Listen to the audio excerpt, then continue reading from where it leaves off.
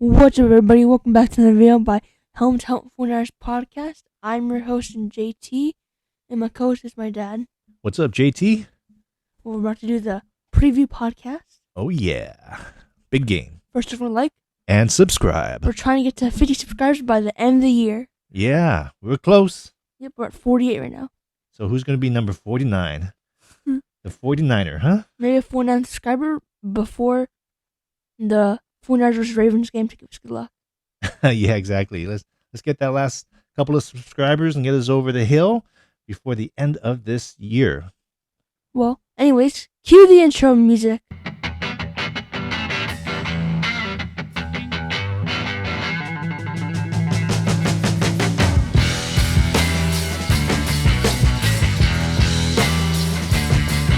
So, the Ravens are going to be facing the 49ers at home. Mm-hmm. Oh, man. Christmas Day tomorrow. Yeah, we're recording this the day before because we just found out, right? The who's in, who's out. Yeah. Okay. So this is going to be one heck of a game, man. Christmas Day, 11-3 team versus 11-3 team. Best team in the AFC by record. Best team in the NFC and AFCs by record going against each other.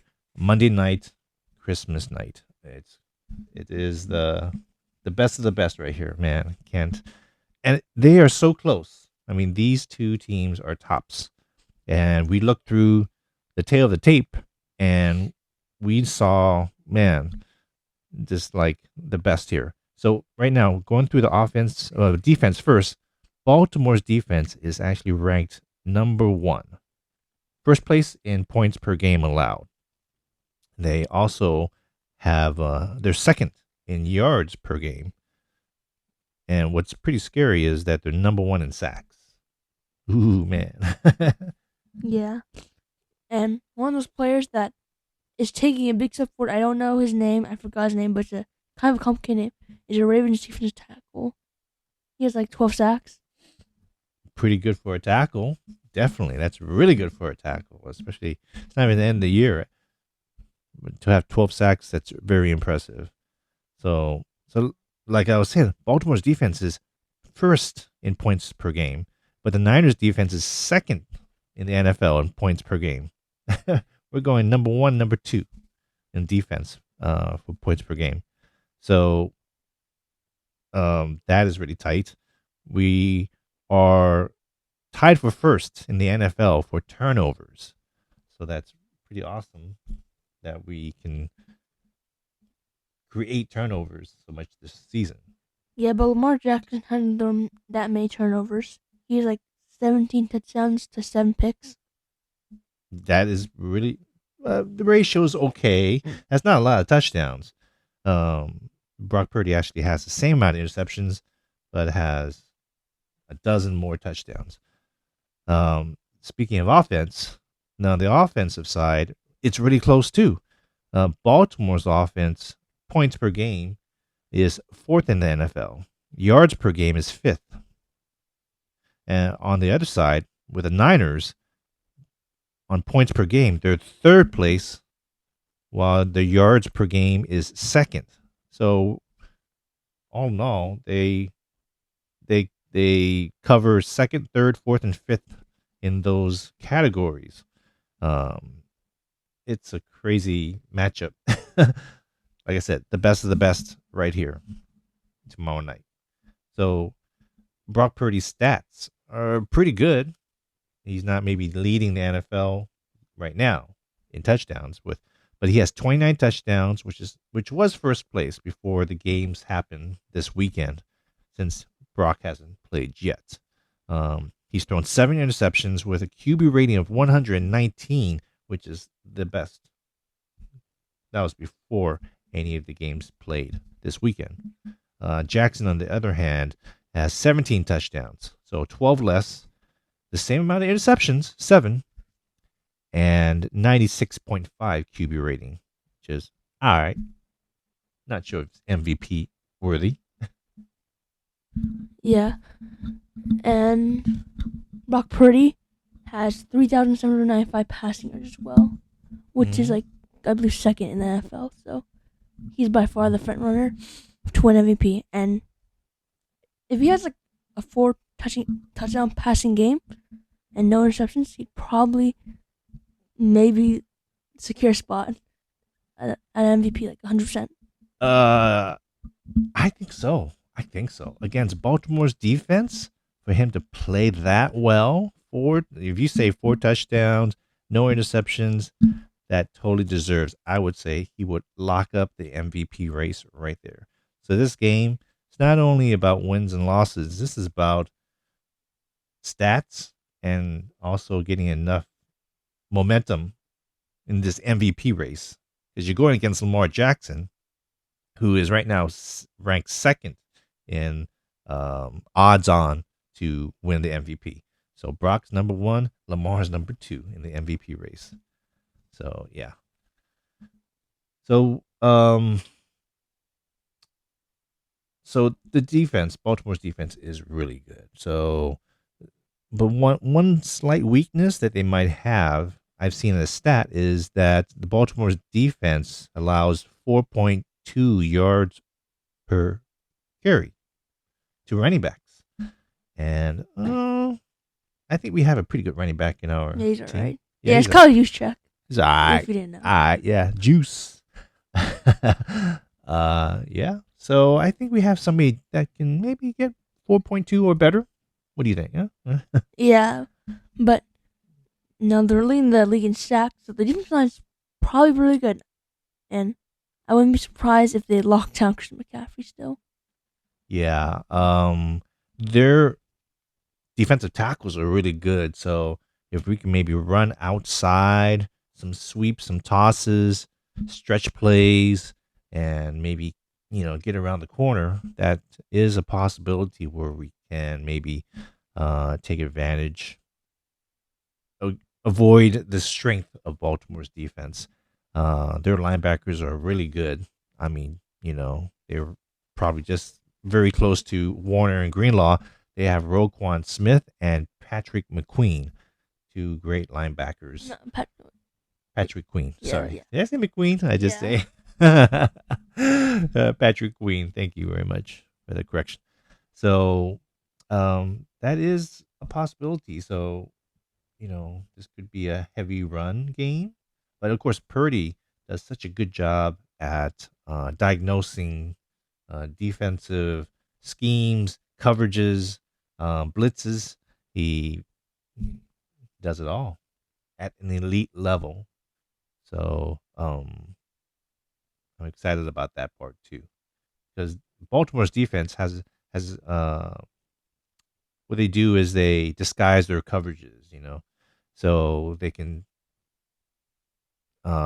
shift coverage right before snap, so that could fool a lot of quarterbacks. But Brock is great at processing and seeing these things and not being frazzled.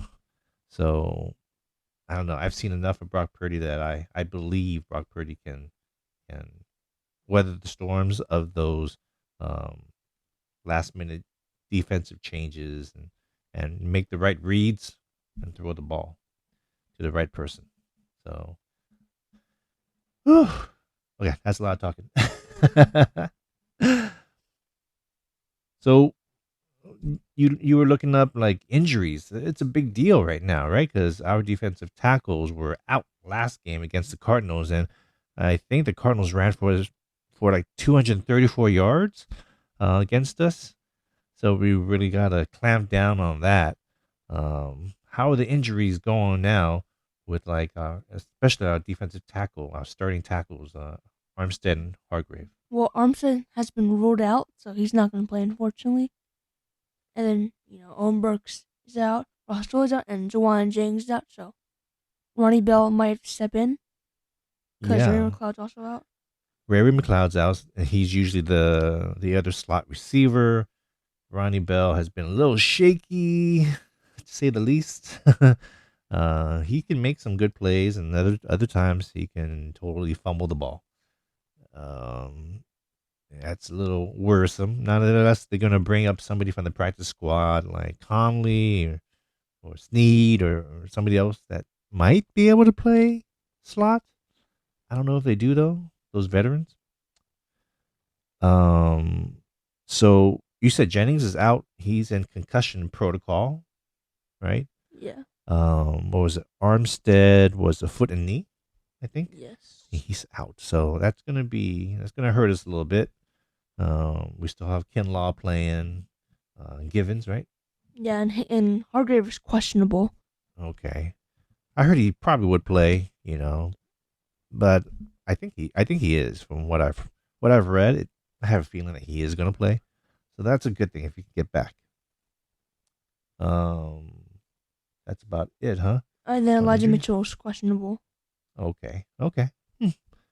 All right, yeah. If he's back in the lineup, then Jordan Mason's pushed back down to third string special teamer. It seems. How about Baltimore? Any significant ones? Yeah, Zay Flowers is questionable, but I think he's gonna play because on Saturday he had full participation in practice. Okay. Yeah. These injury reports with questionable. There's no probable anymore, so questionable is the closest probable you got. So Oh yeah, and Randy Gregory also is part of the injury report because he really isn't injured. He just has an illness. he's out of the game? He's questionable. He's questionable. Okay. So we'll see. We got an extra day since it's Monday, so hopefully, he can feel better and get over the illness. Hopefully, it's just something simple. So, all right, done with the injuries. We were going to talk about this little segment of the pivotal player. Who, JT, do you think is the pivotal player for the Ravens? I think it's gonna be that defensive tackle because he has to be responsible for stopping, Christian McCaffrey and rushing Brock Purdy. Mm-hmm. Yeah, yeah. Scary guy if he can if I can pronounce the name. Let's see his name. It is Justin Maduiki. Madubuike. Justin Madubuike. Okay. Yeah, yeah. He has some great stats. How many years has he been here? Is he a rookie? 3 years. Oh, 3 years. Okay. Never heard of him. Cool. He's having a great year. All right. So yeah, he can make a big uh splash if he can stop the run and of course put pressure and sack Purdy. How about the pivotal player on the offensive side of Baltimore? Lamar Jackson. like, Yeah. I gotta be honest, no one on the Ravens besides Lamar Jackson is really on that great level. I don't think Mark Andrews is that good this year. He's having a bit of a down year. It's Well, mostly, he's out. huh? Mark Andrews? Wait. Oh yeah, he is out. Yeah, he's out for the season. It's Isaiah Likely is the backup tight Yeah, end. He's played right. Yeah. But I really think Lamar Jackson is only great player Mm-hmm. or better on the Ravens offense. Yeah, no, I agree. I would agree with that statement. Yeah. Maybe Ronnie Stanley, but I'm not really including offensive line. Yeah. We're talking skill position, running back, receiver, tight end, quarterback, that kind of thing. Yeah, totally. Lamar Jackson is, I would say also, yeah, I would agree with you. He was the biggest pivotal player on the Baltimore Ravens offense. That guy still has legs, definitely. He might not run as much or as well as he used to, but he's still a danger and he can still buy time and stuff. And I really, I really hate that when the quarterback always buys time. And for the 49ers offense and defense, Mm-hmm. the pivotal player I think is Brandon Ayuk. He's been kind of quiet these past few games. Yeah. Mostly been Debo. He scored maybe a touchdown, but he hasn't had that 100-yard game. Maybe against the Seahawks he did. but for the past few games she's been overshadowed by Debo, and the Ravens might be more focused on Debo than Ayuk, so that might be the time for Ayuk, to get a big game, and Debo might be shut down, but Ayuk can go crazy maybe. Yeah. No, that's great. That's great analysis. Yeah. How about on the defense? Pivotal defensive player for the Niners? Yeah, it's Javon Hargrave because I know the Ravens lost 2 of the running backs for the rest of the year, but we still have to watch out for Lamar Jackson. Mm-hmm. And the 49ers couldn't stop the run game last week against the Cardinals. They gave up a lot of rushing yards because both of the 49ers defensive tackles were out, and getting one of them makes our defensive line much, much better. Yeah. Stopping the run. All right. Yeah, that's great. I wonder how the Niners are going to handle Jackson.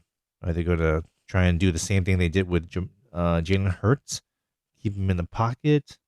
That'd be interesting to see what their strategy is to try and slow him down, contain him, and force him to do something that he doesn't want to do. But Lamar Jackson, I believe, is a better skilled passer than Jalen Hurts. So even if we contain him and not let him get out of the pocket, he might still be able to fit in some great passes into tight windows. So he's pretty skilled. So, I think we could talk about predictions, huh?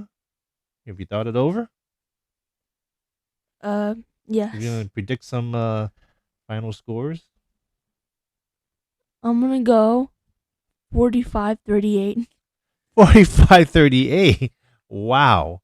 That is impressive. Scored 45 last time. Maybe we could do it again. Woo. Against a really good defense. Oh, just the number one defense. That's all. No big deal.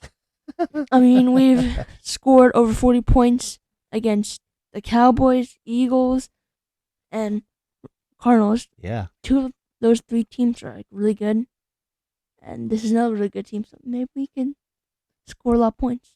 I like the positivity, man. I like the enthusiasm. I'm gonna go a little bit more muted in my scoring prediction. I'm gonna say 27-17, win by 10. So let's see if that works out. I don't have some crazy score this time. And at the end, when Uh-huh. they're trying to get a game-winning touchdown drive, it's intercepted by Jair Brown. Oh, I like that one. I like that. And since the Jair Ravens Brown don't have any more looking timeouts, we can just kneel and we win. Ooh, I'd love to see that. You've been right on some of your predictions. I would love to see that. It's going to be an exciting game. But before we sign off here, we're going to talk about the MVP race. This is it's a big news. It's not as important as, of course, wins and losses, but I care about it. We care about it as fans and as Brock Purdy fans, that we want him to get this national recognition to let everybody know how great he is and how deserving he is. I mean, this guy is fantastic for us. And I say this almost every podcast because I love this guy, man. This guy is so awesome, man. He just fell into our laps in a way, surprised us, and has just come through time after time with some fantastic performances. So we are so lucky to have this guy. This guy, Brock Purdy, is close to breaking some 49er records. Now, I'm going to read some of these excerpts that I got from 49ers Web Zone. So bear with me. As JT was saying, that this season he's up to 3,795 passing yards and 29 passing TDs after 14 games.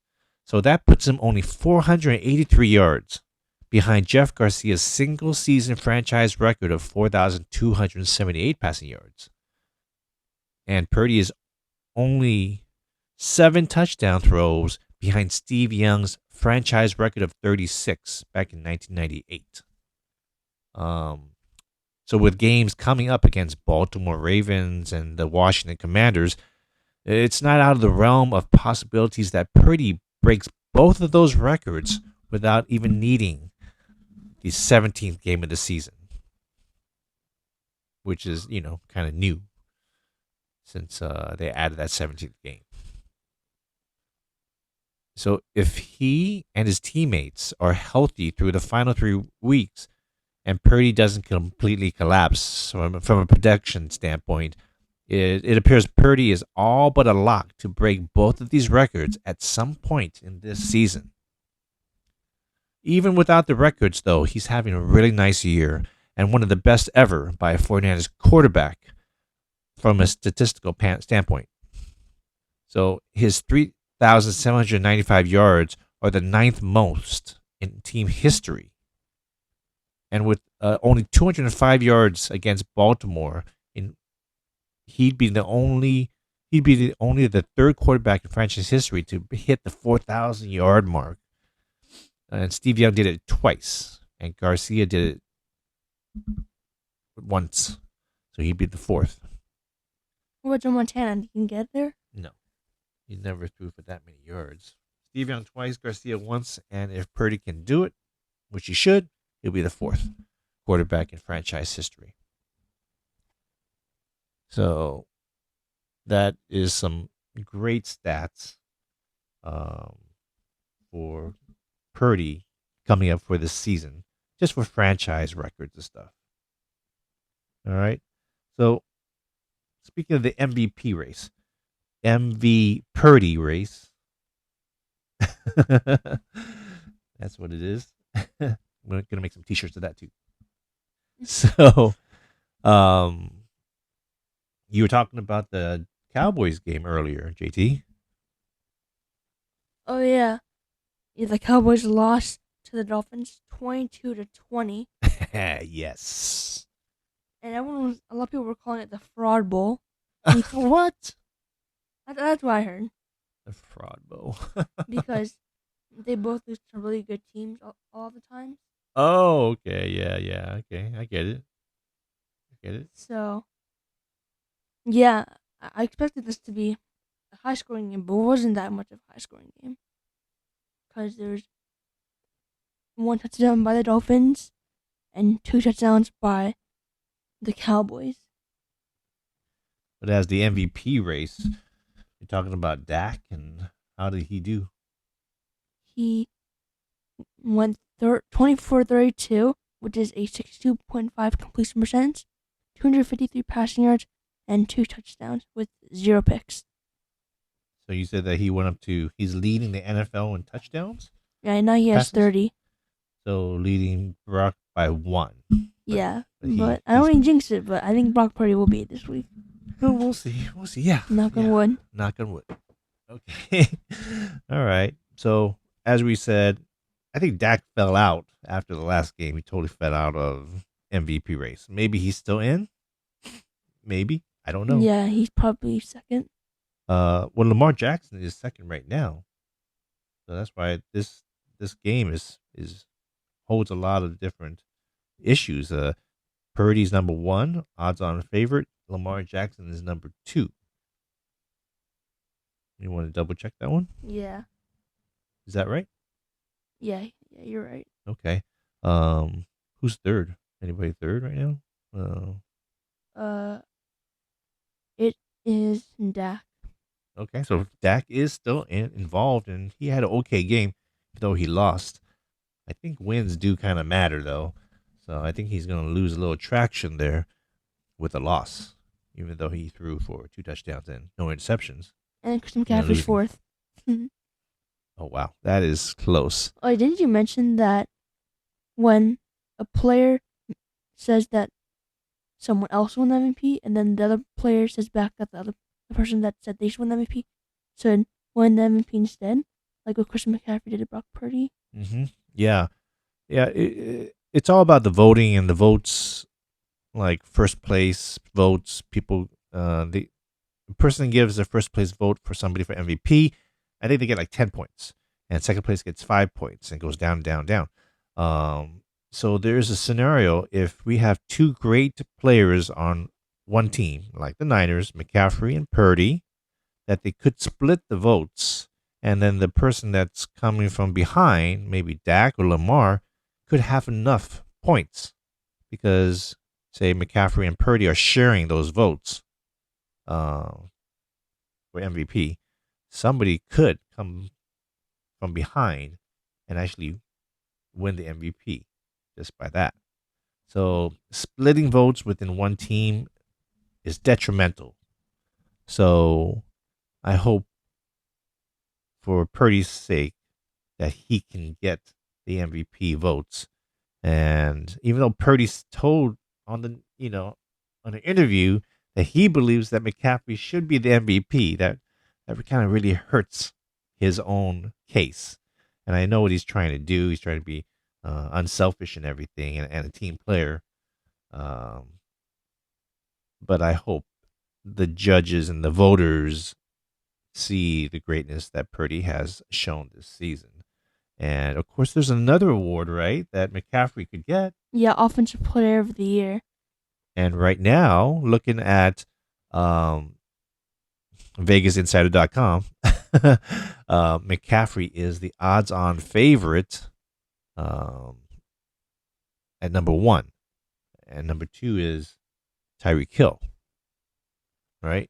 Yeah, but Tyreek Hill played today, and he got 99 yards, but no touchdowns. Right. That helps his case to win Offensive Player of the Year a bit. But Christian McCaffrey can get like 100 rushing yards and like 50 receiving yards and 2 touchdowns. Yeah, that could totally happen. He can definitely, in all like betting odds, he would maybe plus 200 from Tyreek Hill. Oh yeah, which would put him more in the negative. These odds are, I don't know all this betting stuff, but yeah, he is. He could go up higher if he can have a good showing. The game is so pivotal for Purdy and McCaffrey, these offensive players for the Niners, to play against the best defense in the NFL, and they show up and show out and do very well. That will prove to many people, voters, fans, whatever it may be, that these guys are deserving of these awards. Christian McCaffrey, Offensive Player of the Year. Purdy, MVP. Man, that would be sweet. And then Nick Bosa can go on the run. Oh man, that would be crazy. Yeah, there's been a lot of talk about, not a lot, but some talk about Shanahan. Doesn't he deserve to be head coach of the year? It's gonna go Dan Campbell. Didn't he win that last year? No, that was Brian Daboll. You remember too much stuff, man. Very good, very good. Okay, yeah. So I guess those people that win the coaching ones are people that are surprisingly winning. For Shanahan, they expect him to win. They expect him to get to the playoffs. So this is nothing new, I guess. So that's a problem. So he might not win Coach of the Year for that. There's a lot of other awards too. Executive of the Year for John Lynch for putting together like such a stacked team. I mean, he should have won that years ago, last year maybe, after getting McCaffrey. You know. But this we got Randy Gregory and Chase Young. Yeah, and Hargrave. Oh yeah. Hargrave. Yeah, right. So there's a lot that John Lynch done too. We should sweep every single award. I'm not being too biased, but except for Comeback Player of the Year. Let me see, who can I think about for that? It would be Trey Lance, but he's not on the team anymore. Dante Johnson. Come back, Dante. He tore his ACL. I know, Brock Purdy. He had season-ending surgery, and he's coming back to be MVP. Yeah, come on. Maybe we should check the odds and see where he's at. Oh my God! Let's see. I will search right now and see if there's anything. Comeback Player of the Year, huh? Like it's probably going to DeMar Hamlin or Tua. NFL. Okay, let me see. Let's see. Okay, you're right. DeMar Hamlin popped up. Um, let's get this one. All right, let's see what it says. Top 5 is DeMar Hamlin, Matthew Stafford, Joe What? Flacco, Joe Flacco. Baker Mayfield, and Tua? No way. Okay, here are the odds. Okay. DeMar Hamlin, number He's 1. not Joe on there. Flacco, number 2. Mayfield, number 3. Stafford, number 4. Tua, number 5. Russell Wilson, Lamar Jackson. Going down, down, down. Jake Browning? Yeah, Jake All the way at the Browning. bottom. No Brock Purdy. Yeah. That is a shame because he deserves a little bit of notoriety for that, what he's done. I mean, like, that wasn't that much of a season-ending injury. Because during the NFC Championship, That was his throwing arm, man. like, even if the Niners won the NFC Championship, he still probably would have not won.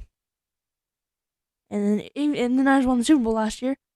Brock Purdy never had a chance of winning, honestly, because I feel like it had to be in the regular season for it to count, like the middle or beginning of the regular season. Yeah. You might be right. You might be right. And he might not have ever had a chance, and you can just tell by the rankings of comeback player of the year. And nowhere in sight is Brock Purdy. So, okay. All right. We'll leave him out from this award. I mean, next year it's Talanoa Ufunga, Oh, yes, right. but I don't want him any more season-ending injuries. No, me neither. I can skip that.